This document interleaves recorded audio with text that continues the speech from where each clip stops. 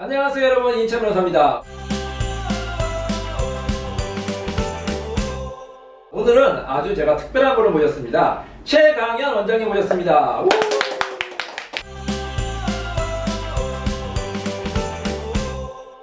이인철 변호사하고는 어떤 인연으로 만나게 되셨죠?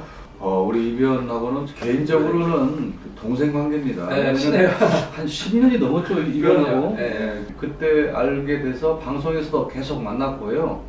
개인적으로는 아주 막연한 형동생 관계를 맺고 있습니다. 그때 뭐 저도 방송 거의 초창기였는데 좀 많이 어색했나요? 어땠어요? 근데 네. 지금 보니까요, 네. 뭐 저는 방송에서도 계속 보고 있습니다만 네.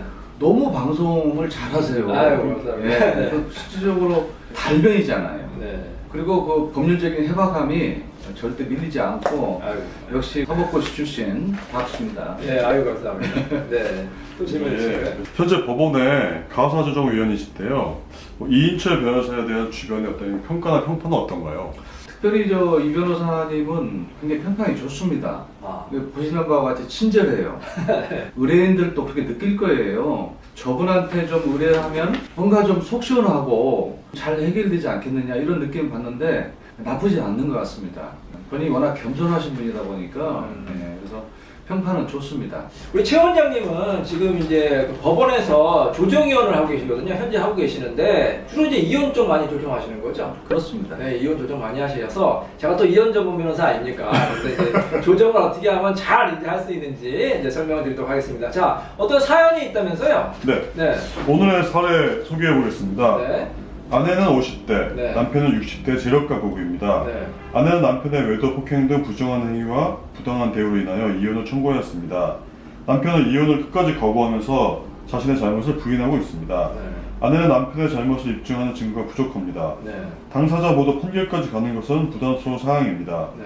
그래서 조정에서 이혼을 동의하고 재산분할 액수를 약간 감경해서 지급하기로 합의하였습니다. 네. 아내는 재산분할로 현금 수억 원과 집과 상가 등 부동산을 받는 조건으로 조정이 성립된 사건입니다. 원장님, 이런 케이스 워낙 많이 보시죠? 그렇죠. 네. 이제 많은 분들이 이제 조정을 통해서 이제 사건이 잘 해결되는 경우도 있고 또 그렇지 않고 조정이 안 돼가지고 이제 판결까지 가는 경우가 있어요. 이 변호사님 같으면 그냥 합리적인 변호사님이시기 때문에 가능하면 소송으로 안 가시려고 하시는 걸로 알고 있고 또 조정에서 변호사님이 충분히 자문을 해주셔가지고 이혼 이후에 완화되는 좋은 측면이 있거든요. 소송은 굉장히 치열하지 않습니까? 그렇죠. 예, 진흙탕 싸움이라고 네, 하죠. 변호사님들이 대단한 싸움을 합니다. 그래서 이런 것보다는 형사 사건이라면 모르겠습니다. 이 가사 사건의 특성상 변호사님이 좀 조정으로 많이 좀 가지고 또 저희들도 역할도 하겠지만 이 문화가 좀 조성됐으면 하는 게 바람입니다. 근데 조정을 이제 하려면은 또 변호사들도 열심히 해야 되지만 조정위원회도 역할이 중요한 거 아닙니까? 우리 원장님은 어디 조정 많이 승사시키셨죠? 저는 나름대로 제 자랑을 해서 그러는데요. 네. 그 법무부 장관상 받았고요. 오, 축하드립니다. 근데 원장님, 그럼 제가 궁금한 게, 뭐 저도 워낙 조정을 많이 들어가서 조정을 이제 잘 상사시키는 편인데, 네. 이게 조정이 이제 힘든 게 뭐냐면, 예를 들어서 아내는 이혼을 원하는데, 상대방은 절대로 이혼 못 한다. 그런 경우가 많지 않습니까? 그런 경우는 이건 거의 조정이 불가능한 거 아닌가? 그런 경우도 조정이 되나요? 근데 조정이 능사는 아니죠. 네. 근데 조정이 가사 사건의 특성상 네. 그 형사 사건하고 다르지 않습니까? 네. 이게 정확히 누가 100% 잘못했고 잘했고 이게 아니라는 거죠. 네. 이 변호사님이 잘 아시잖아요. 네. 이게 뭐 7대 3이냐 6대 4냐 막 네. 섞여 있는 거예요. 그렇죠. 그러면 이것은 이혼 이후에도 자식 관계도 있고 네. 면접 교섭권이라든가 재산 분할 위자료 이런 부분이 다 이렇게 성립되기 때문에 원만하게 끝나야 되기 때문에 가능하면은 이제 소송으로 갈 수밖에 없는 거는 어차피 변호사님이 하셔야 되겠지만 가셔야 돼요. 조정을 좀 우리가 문화를 좀 정착해야겠다는 걸 주장을 한 겁니다.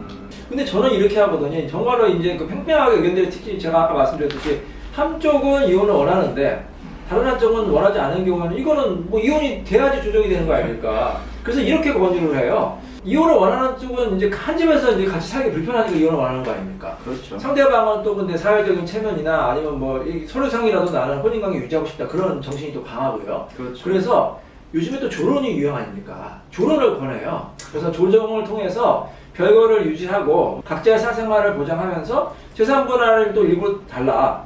이렇게 해서 조정이 되는 경우가 있거든요. 괜찮은 방법 아닐까요? 어차피 조정을 하더라도요. 그 변호인의 조력이 필요합니다. 네.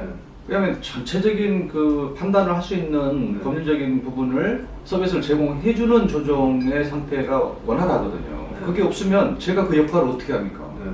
제가 법률 서비스 하는 사람이 아니잖아요. 네. 그래서 조정실에 들어가면 어차피 또 변호사님이 양측 다 입회를 하게 되고 네. 코치를 받습니다. 그래서 가능하면 네. 가장 신뢰할 수 있는 공인된 변호사를 소개받으셔가지고 네. 충분하게 상의를 하고 조정실에 들어오시면 네. 저희 같은 조정위원들이 조정 성사율이 높게 된다는 결과입니다. 그렇죠. 예. 그러면 이제 그 또 많은 변호사들을 또 이제 지켜보셨을 텐데 어떻게 보면 그 잘하는 변호사와 아, 이런 거는 좀 아닌 것 같다 그런 변호사를 구분해서 나눈다면 어떤 케이스가 있을까요? 어떤 경우가 있을까요? 성실성이죠. 네. 이 변호사님처럼 굉장히 집요하게 사건이 크든 적든 성실하게 하는 변호사가 있는가 하면 네. 조정 시간에 늦게 오신 분도 있어요. 아, 그렇죠. 그건 그럼 일단 이건 이미 이제 게임 그렇죠. 끝난 이미 거죠. 처음에 아니, 저도 뭐 판사는 아니지만 기분 나쁘죠. 가장 변호사를 선임할 때 중요한 것은 전문성과 성실성. 그리고요 또 이런 경우가 있습니다. 이 조정위원들은 어쨌든 조정을 성사시키려고 노력을 많이 하시는데 또 변호사 입장에서 솔직히 아 이거는 좀 아닌 것 같다. 왜냐하면 좀 너무 불리하게 좀 조정이 흘러가는 것 같다. 이렇게 생각하는 경우가 있거든요. 그래서 가끔 이제 뭐, 네. 뭐 흔한 경우는 아니지만 이제 조정위원들하고 약간의 대립각을 그렇죠. 세우는 경우가 있어요. 변호사 역할이라는 게 어떻게 보면 의뢰인의 최선의 이익을 중요합니다. 대변하는 건데 예. 좀 독단적으로 판단을 해서 그러니까 의뢰인은 아 나는 빨리 이제 사건을 마무리하고 싶어서 좀 양보해서 합의를 좀 하고 싶다고 하는데 그래서 끝까지 하지 말라고 하는 거예요. 근데 막상 판결 가도 더 유력이 안 나오는 경우가 있거든요. 제가 그 한 8, 9년을 조정위원을 해봤는데요. 조정을 한 상태에서의 결과의 금액과 사실 판결을 갔을 때도요. 큰 차이 안 나는 경우가 예, 이게 중요하다는 거죠. 사실 똑같습니다. 그 차이가 없어요. 그러니까 저는 최대한 변호사님들하고 설득 작업을 하는데 그게 이제 안 될 경우에는 결국 소송으로 그거 갈 수밖에 없어요. 하셔야죠. 변호사님들이 뭐 소송에서 하셔야죠. 그렇죠. 근데 좀 궁금한 게 이렇습니다. 이 조정위원이 어느 정도 이제 그 제시를 금액을 제시하거나 어쨌든 뭐 이혼이나 여러 가지를 이제 제시를 하잖아요. 설득을 하려고. 그게 이제 사전에 이제 판사님들하고 어느 정도 이게 조율이 된 건가요? 아니면 조정위원의 개인적인 생각인가요? 일체 판사님들은 여기에 관여하지 않습니다. 아 조정위원은 저희가 조정이 합의가 되고 조정 조서를 작성할 때 그때 판사님이 확인을 하시는 겁니다. 어떤 재판부는 이 사전에 이 판사님하고 네. 조정위원하고 사건에 대해서 이렇게 미팅을 한다고 하더라고요. 그래서 의견을 좀 주고받고 판사님이 어느 정도 이제 그 가이드라인을 제시해주는 재판부, 재판마다 좀 다른가 보네요. 그렇습니다. 그게 특별한 룰이 없는 거고요.